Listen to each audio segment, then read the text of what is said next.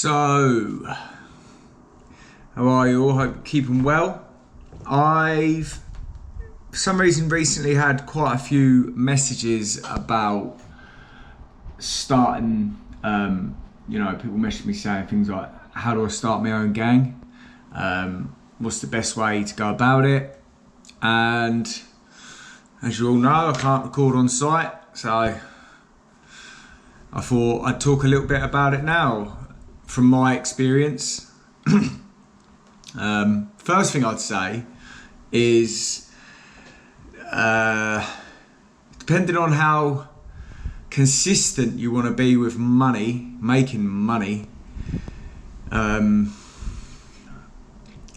footings are the way to go. Anyone that does footings, who has done footings and subs, will most likely say to you that you will consistently earn more in subs, in subs rather than supers. Partly because there's so much more that can go wrong in supers. I don't mean just by your work and things being pulled or anything like that. I mean by there's a lot more material that you need to get on with your job. Whereas with a sub, you need block, brick. Sometimes you need wall ties, depending on the depth. Sometimes you need damp, not a lot of the time. And air vents. And concrete lintels. Apart from that, you're good to go. Cement and sand, obviously. Whereas with supers, you've got usually silo fills, so they have to be on time, and everyone knows how long they can take sometimes, and you know, you can lose days from that.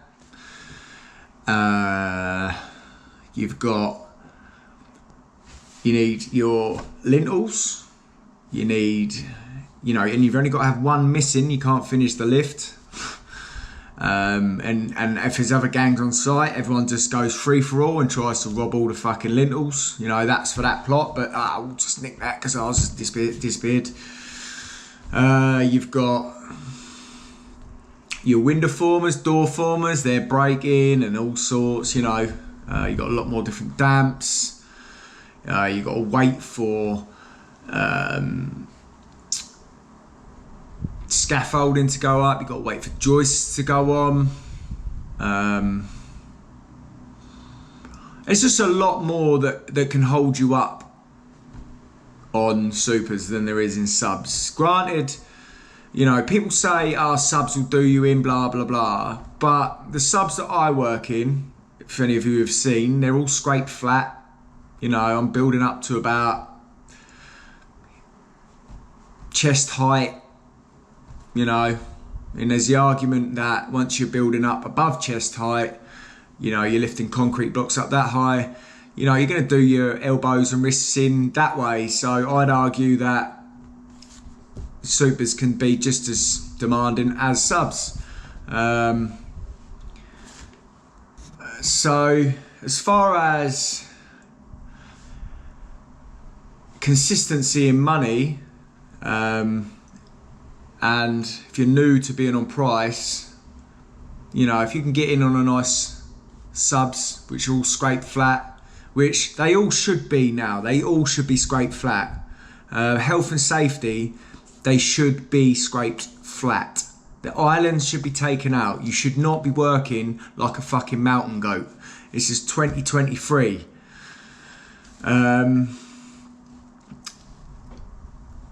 Now, gang size,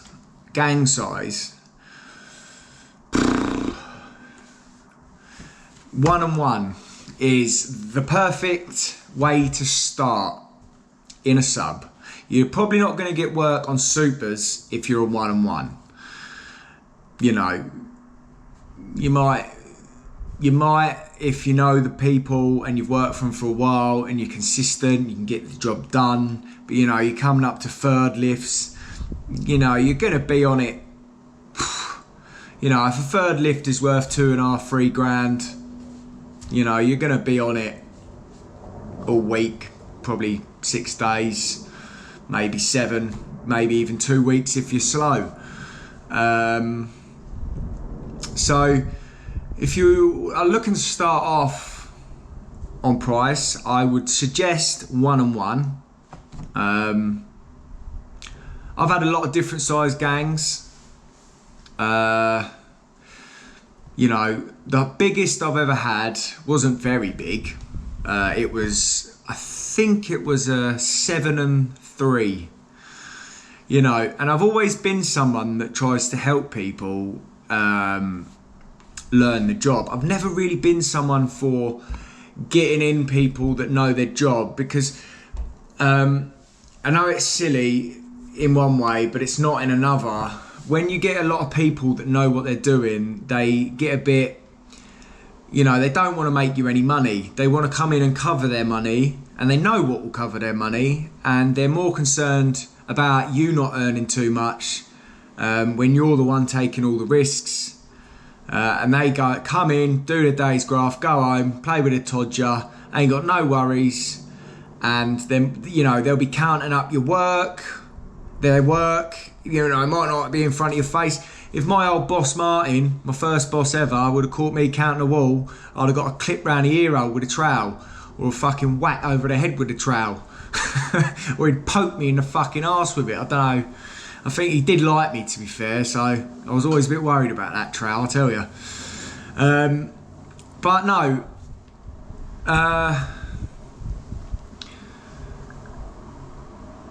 I always went down the route of teaching people. So whenever I would get a big gang, it would be all load out together.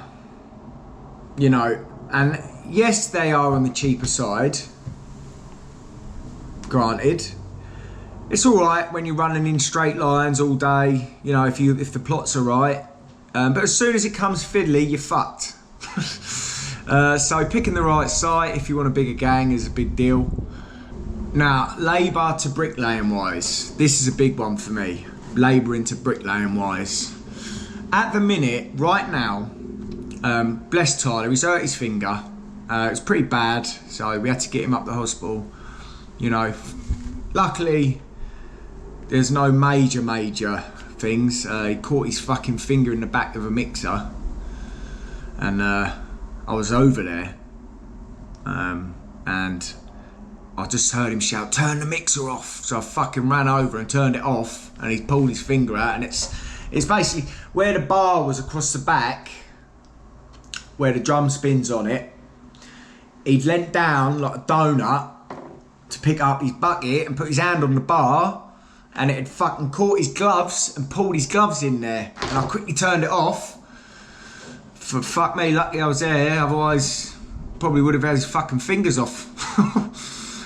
So I'm just, you know, it's all, I'm just happy that his fingers are all right. He's got his fucking fingers, but you know, accidents happen, and you know, everyone, you know, you try to minimise things on site, but you know, things happen, and you know, you learn from your mistakes, and hopefully they're not fucking life-altering mistakes, you know. Well, I've gone off a little bit off subject, but anyway, we're 2-2 at the minute. So Tom's loading out in front, and George is looking after me and Amy with muck. And you might think, oh, well, you should be able to load out and drop back and do muck as well. But when you get fast, efficient bricklayers, you know, and I'll tell you now, I'll tell you this for nothing, Amy has come on in leaps and bounds. I can't wait to show you how efficient she's become. You know, she doesn't look quick, but she just plods along and she gets through it. Concrete blocks, bricks, you name it. You know, she does struggle with a trench, but she lays my bed and I chuck them in. Lucky me. Because of the gang size and how it's turned out. I know you've seen me fucking dawdling a little while ago, just standing there tapping them in, but it's not efficient doing it that way. It's not. You know, everyone's not tired, but not a lot is made doing it that way. But anyway, so yeah, we're 2-2, and it gives Tom's loading out in front, so it gives him a chance to get in and get the drawing sorted. It's loading out a plot. It's not just chucking some bricks and blocks out. Loading out a plot to me is getting the right amount of bricks in, the right amount of blocks in. You know, we've got underbuild. He's got to go and check for me for that. He's got to get the insulation, the 600 damp over, wall ties. Loading it in the right place, making sure there's not too much left over, not making sure there's not enough there. You know, George has got to go and get on a mixer as well, and we steam through the muck. We steam through it, especially when we are on brickwork, and we have got long straight runs all the time on subs. Just straight runs, no windows, no nothing, boom, and it is go, go, go. So there is times, definitely, where they get it a bit easy and they can plod along, and I don't mind that, because when the going gets going, we've got the labour there to fucking really get stuck into it. You know, we're not knocking up boards and George is over at the mixer.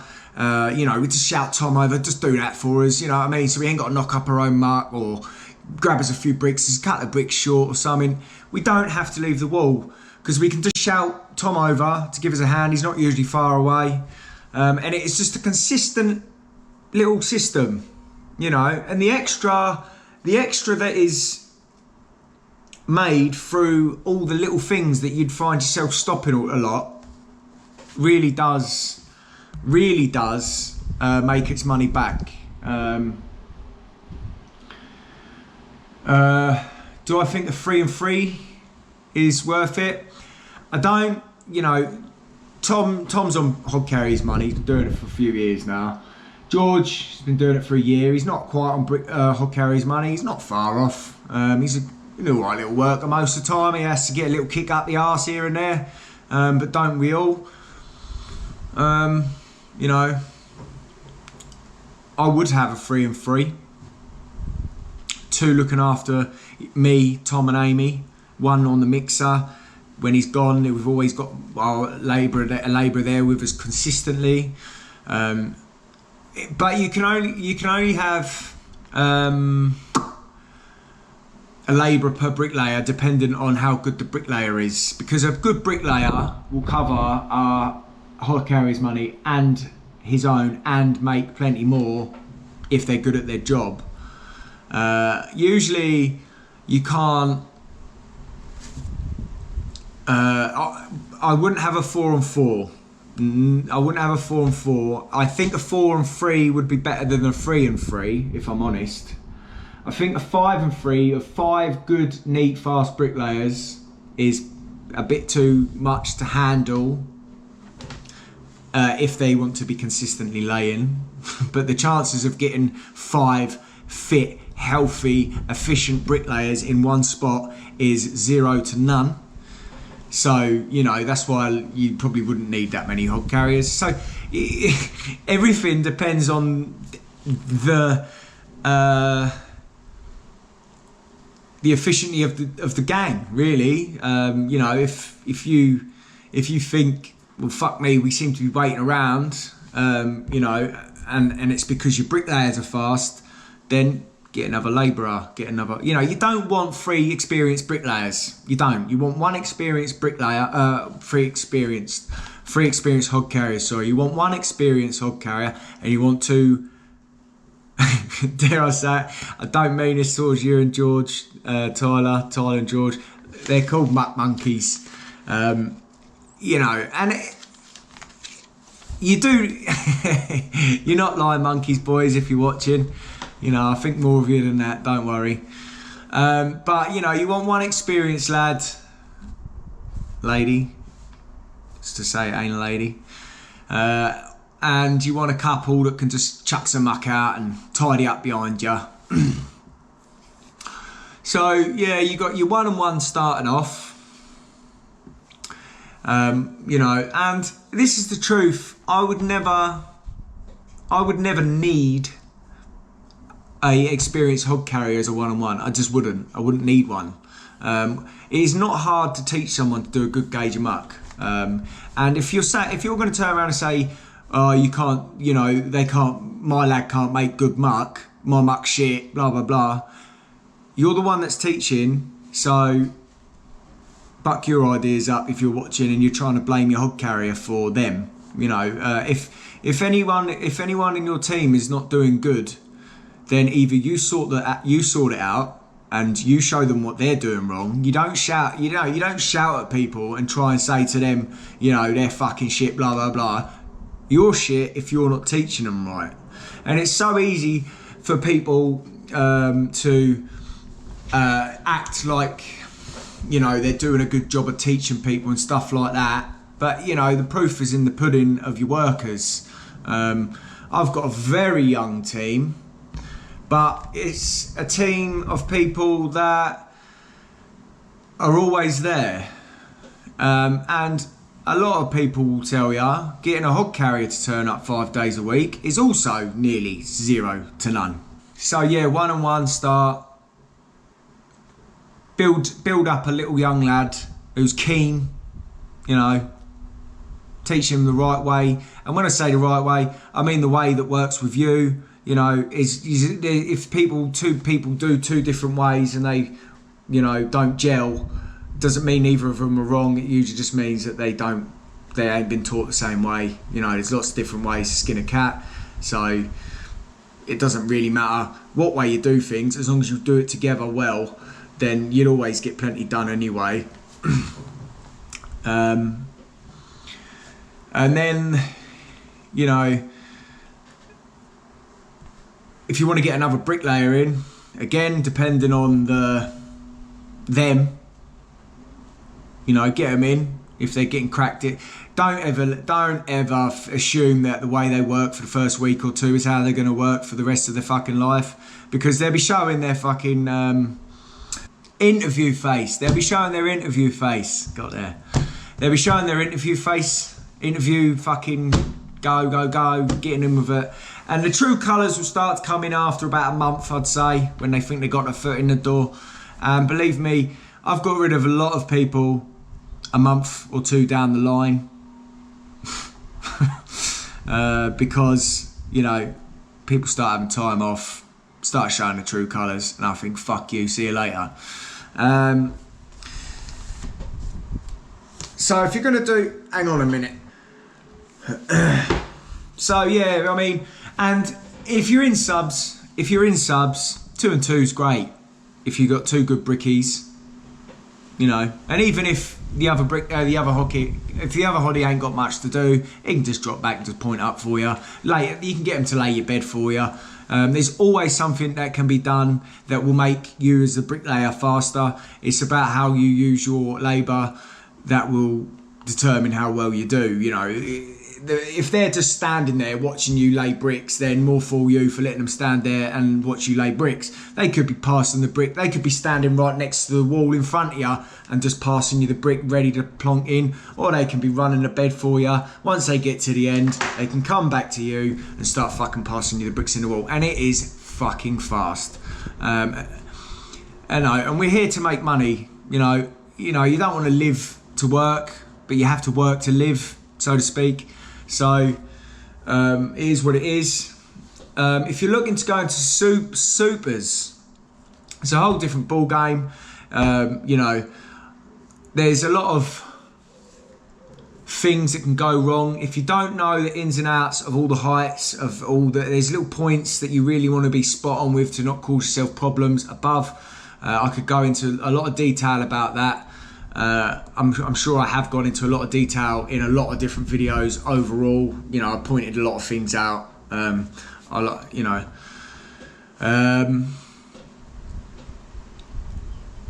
What would I say is the perfect size gang for a super?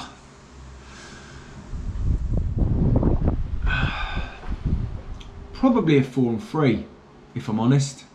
1 loading out in front and a 4 and 2. That's what I think is a good sized gang that can get through the work and have 3 or 4 plots on the go at once. You know, any more than that and it gets a bit silly. You know, unless you're a big gang and you can have a site to yourself, then, you know, the world's your oyster. You know, go as big as you fucking need. But when you've got 3 gangs on site, 4 gangs on site, and everyone's fighting over fucking tubs and silos and, oh, fuck off. Ain't worth a fucking wank. Fuck that. Nah, not for me, thank you. I like the subs as well because there's one other gang on site, you know, good lads, and they just get stuck in, fucking get the job done and fuck off, you know. They've got their own mixer up out of the way and we've got our own mixer next to where we are at the minute. It's fucking great. So if you're starting off, right, let's get back to it. If you're starting off and you're looking to start a little gang up and you're going in the subs, 1-on-1. Start as a 1-on-1. Just get a couple of little plots to yourself. You know, pretty simple. Pins are in.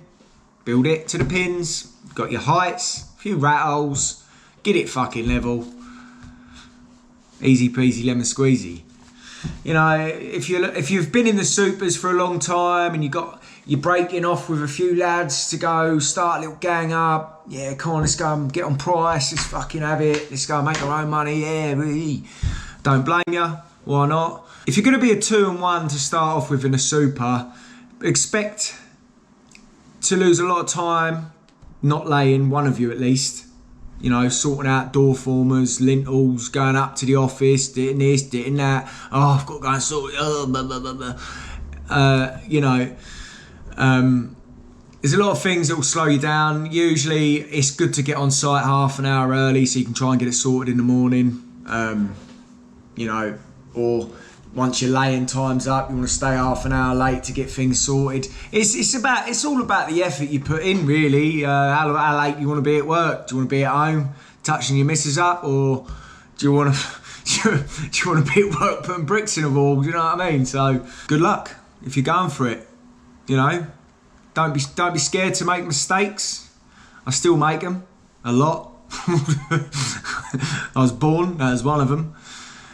But no, I make mistakes a lot, you know, and I'll tell you when I make the mistakes. I tell you what, actually, just for an example, just at Christmas time, I started a job with the gang, and we got to this site, when I got the prices, he told me it sounded like £20 a linear metre, £20 a metre squared.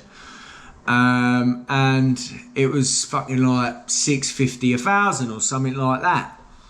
And this is when everyone started getting really worried that work was going to stop. Even myself, I thought, oh.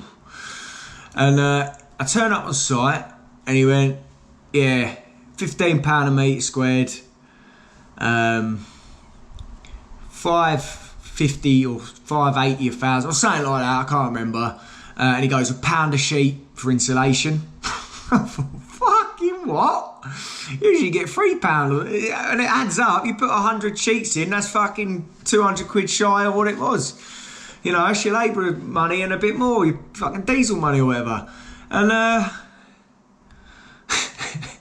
And instantly, oh fuck, get it done, and I'm fucking rushing around a bit, and I'm looking after people that I've got all plimps in it, and fucking all sorts of shit, and you know, and I felt under pressure, and I made mistakes, you know, and I was a bit embarrassed, really. I turned up to a site, and you know, everyone knew who I was, and I was a bit embarrassed with myself, if I'm honest.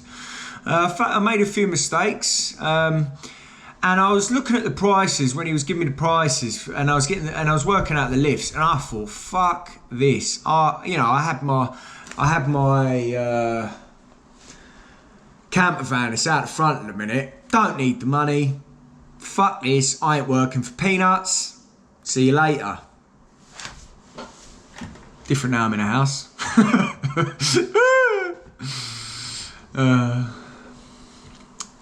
But yeah, don't be afraid to make mistakes, and don't be afraid to own up to them. Yeah, everyone, we're human. Yeah, so make your mistakes. I've made plenty myself, and I'll make plenty more to come. But I will say I make more mistakes when I rush. And when I say rush, I mean I want to get the fucking bricks in and make some money, because it's sad that, you know, bricklaying isn't paid for. It is paid for quality, but it is more paid for speed. You don't get. It is one of the only trades, I'd say, that I know of that you get paid less for more skilled work. And what I mean by that is, if you have to build a bay window, right, and it's all level work, right, you still get the same per brick. You might get a little bit more per linear metre added on top, but it will never amount to the same that you're running in a straight flank at £600-700 1,000, when you can lay 100 bricks, or you can lay 10 bricks to one. Or, well, that's silly, but what I mean is, by the time you've finished your bay, say it's got 200 bricks in it, you could have laid fucking 600 in a straight flank, is what I'm trying to say anyway. So if you're starting off, just take your time, because it's nice to just keep plodding on and plodding on. And what I found, the best year I ever had was because of the year before. I stayed on the site, I took the shit, I turned up, I was given the shit jobs, I was given the second lifts, I was going to sort other people's shit out, and I thought, no, I'm going to stick to this, I'm going to stick to this site. And I built my trust, and I took my time, and I started doing well. I started getting the third lifts, I started getting the big straight garden walls, and I earned a lot of fucking money that year. You know, probably the most I've ever earned in a year. Yeah, so I was doing really well on that site, and everything just started falling into place. Everything started getting quicker, with trying less. Because I was learning the site, I was learning the builds, I was getting into a good rhythm every day. I wasn't drinking at all that year. That was another big thing, wasn't drinking. That's why I was doing well. If you don't realise that life with the alcohol will hold you back to your full potential in life, then you've got a lot to learn if you don't realise that that's going to hold you back. And when I say hold you back, it doesn't mean you won't do well, but you won't do as well as what you could have if you didn't drink, because you'll be hungover on the first few days, and you won't be yourself. You won't want to be there, you know. And anyway, that's another chat. I've got to get moving, so you know, take your time. Don't be afraid to make mistakes, but if you take your time, you're going to make less. I hope this video has helped. Anyone out there who's debating whether to go on price, on site, blah blah blah, take care. If you liked the video, give it a thumbs up. If you didn't, tough shit. I'll see you in the next one.